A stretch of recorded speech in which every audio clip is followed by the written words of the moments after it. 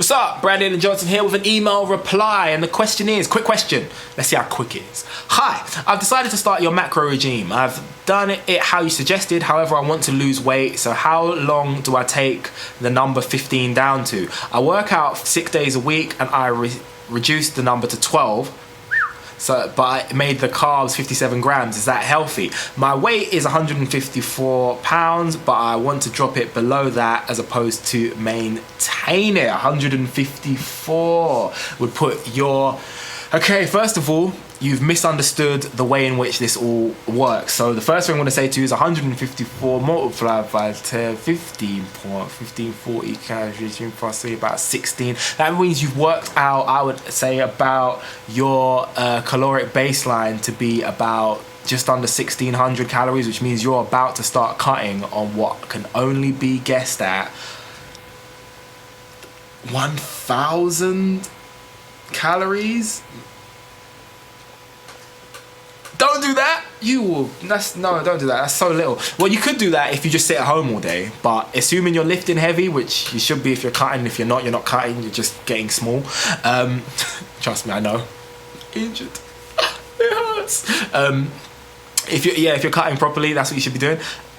Your calories too low. What you try to do is not understood the multiplier. The multiplier 15 is a suggestion of what your caloric baseline, the amount of food you need to stay at the exact same weight, is. It could possibly be 15, it could be very much higher, it could be very much lower. It could be that it's 12, it just probably isn't. What you do is you multiply your weight at any given time by the multiplier. Let's say it's 15, and then you drop your weight from that for it to cut. If you stay at the same, okay, let's do it. Let me explain it to you the best I can. Okay, my body weight is whatever. Let's say it's 100 kilos. Yeah, my body's weight is 100 kilos. I take the multiplier 15 and I multiply 100 by 15, which makes 1,500 multiplied by because it has to be in pounds, which is 2.2. It makes it about 3,200 calories. That's my baseline, maybe, yeah? So let's say I want to maintain my weight. So I keep training at 3,200 calories. 2 weeks later, I look at my weight. I jump on the scales and it says 3,000. I jump on the scale, it says 99 kilos. I've lost a kilo. That means I've been eating at a deficit, which means my multiplier is a bit too high. So my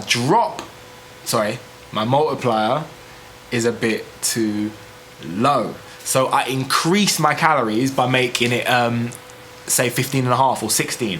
That way I'm eating a little bit more food based on my weight, multiply again by my weight, and then hopefully what should be happening then is I should be sticking to, my Excel document does this all automatically, by the way, but that's not available yet, it's coming.